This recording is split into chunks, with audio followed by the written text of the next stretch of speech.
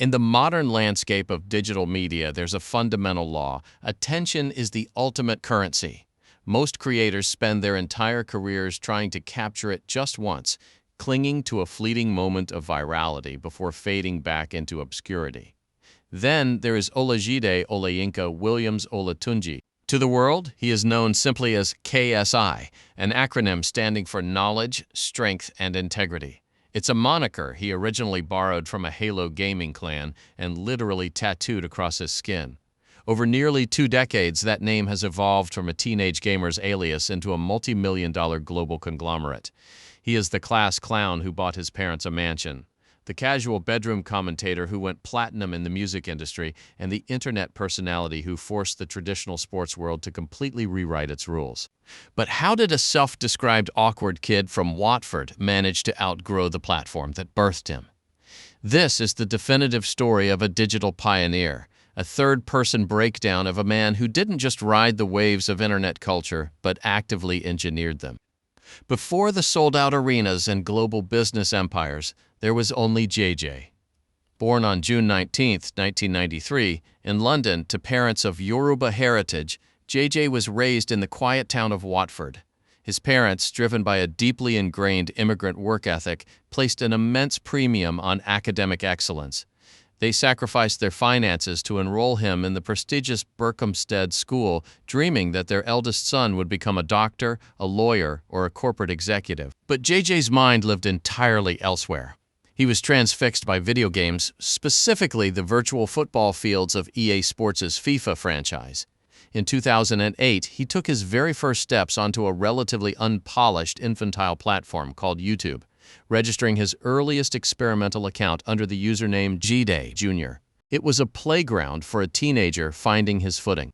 Recognizing a shift in his own identity and creative direction, he stepped up his game on July 24, 2009, establishing his second official channel, KSI Olajide BT. This would become the bedrock of his early fame, the legendary hub where his frantic, high-energy FIFA pack openings and chaotic gaming rages first cultivated a cult following. This channel would later be rebranded to KSI Music. As his audience swelled, JJ sought to diversify his output. On January 26, 2011, he strategically established a third destination, KSI Olajide BT HD. Originally intended to host secondary gameplay commentaries like Call of Duty and protect his primary 2009 hub for vlogs and comedy skits, this 2011 channel would unexpectedly explode. Through eventual rebrands, this 2011 account would shed its Olajide BT HD moniker to become JJ's main channel, known simply as KSI today. The early videos across these channels were chaotic, raw, and entirely unscripted. Unlike the polished, highly produced content of today, JJ's early appeal relied on absolute, unadulterated passion. He recorded with a cheap microphone and a low-resolution webcam from his childhood bedroom. He wasn't the best player in the world, but he was undeniably the most entertaining. His dramatic pack openings, chaotic controller-breaking rages, and bizarre comedic skits struck a massive chord with a generation of young gamers who had never seen anyone reflect their own raw energy back at them. By 2012, his digital footprint had grown into an undeniable force, and the KSI Olajide BT channel hit the elusive 1 million subscriber milestone. But behind the scenes, a massive storm was brewing with his family. As his digital footprint expanded, JJ's academic performance plummeted. The breaking point arrived during sixth form college, when he realized he was earning roughly £1,500 a month from his videos, a sum greater than what many of his teachers were making. During a tense sit-down meeting, a teacher looked at his monthly earnings statement and candidly told him that if he could sustain that income, college was completely holding him back. Armed with that validation, JJ made the terrifying choice to drop out. To his traditional Nigerian parents, this was an absolute catastrophe. His mother wept, viewing his departure from formal education as a complete ruin of his future. For months, the atmosphere in the Olatunji household was incredibly tense. Driven by an intense fear of failure and an overwhelming urge to prove his choices right, JJ threw himself into content creation with a manic work ethic. He began incorporating his family into his videos. His brother Deji and even his parents became recurring characters in his vlogs.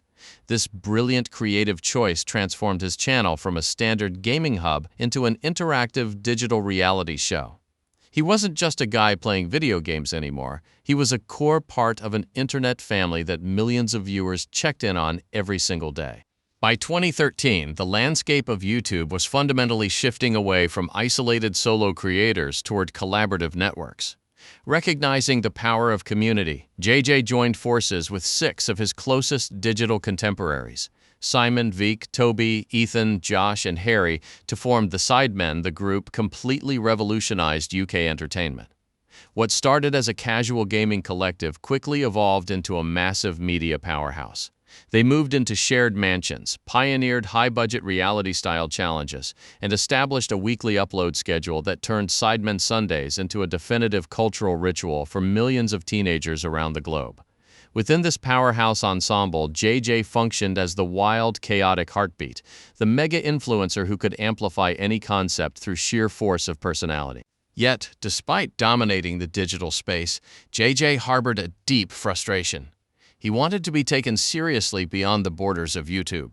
He turned his sights toward his second great passion, hip-hop. Traditional music critics initially dismissed his musical aspirations as a shallow vanity project, but when he independently released the single Lamborghini in 2015 alongside P Money, the track shocked the industry by charting within the UK top 30. It proved to the world that his massive audience wasn't just willing to watch him play games for free, they were willing to actively buy his art. His debut EP, Keep Up, shot straight to the top of the UK R&B charts, laying down a crucial foundation for what would eventually become a highly credible mainstream music career. By 2017, the internet was beginning to feel stagnant to JJ. He had conquered gaming, vlogging, and group content. He needed a brand new mountain to climb, and he found it in the most unexpected place imaginable, a boxing ring. In early 2018, following a public online feud, JJ stepped into the ring for a white-collar amateur boxing match against fellow British YouTuber Joe Weller. The event was an absolute spectacle, drawing millions of live viewers and proving that internet beef could be effectively converted into a massive mainstream sporting event.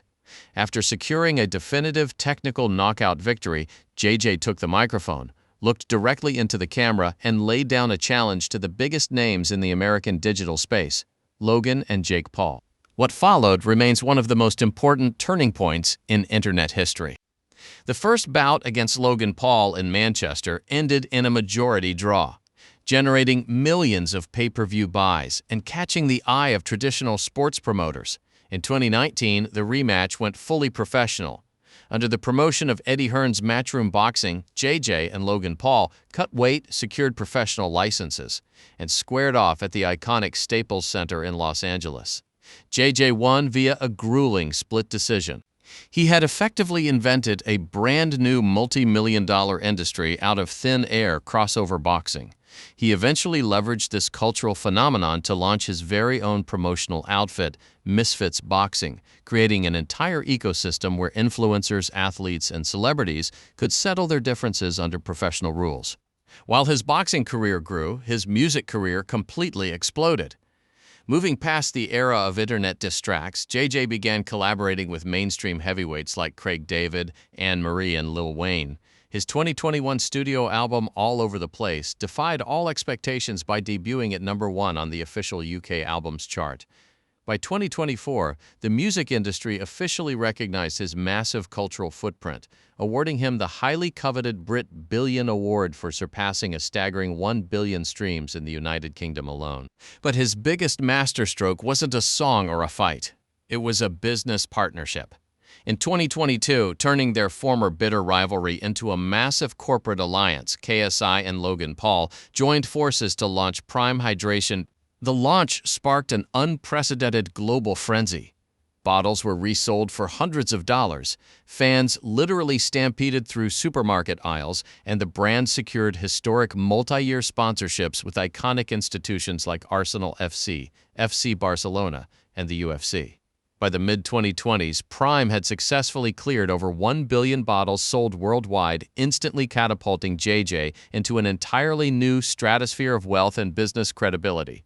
He expanded his retail empire even further, launching the fast food chicken chain Side's Night Vodka and the massive snack brand Lunchly alongside Mr. Beast. His cultural reach became so undeniably mainstream that by 2025, he crossed over to traditional TV permanently, joining the panel as a full-time celebrity judge on Britain's Got Talent. Every great athlete and entertainer eventually learns that the human body cannot run on pure adrenaline forever.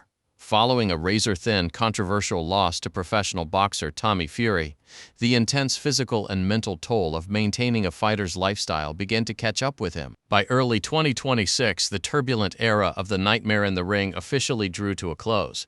Facing corporate shifts within Misfits Boxing and acknowledging the massive mental exhaustion of the fight game, JJ officially announced his retirement from boxing. But this wasn't a retreat. It was a strategic pivot.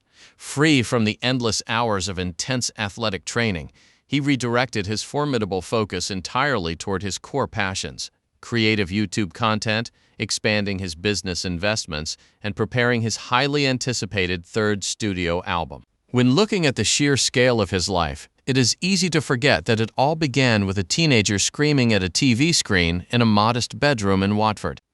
KSI did not succeed by trying to fit into the traditional boxes of the entertainment industry.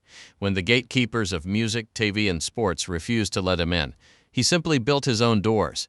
He transformed the raw, unpolished energy of early internet culture into a blueprint for modern business, proving that authenticity, adaptability, and a relentless work ethic can conquer any industry on earth. He is no longer just a YouTuber, Olajide Olayinka Williams. Olatunji is a living testament to what happens when you take an internet alias and back it up with a lifetime of relentless execution.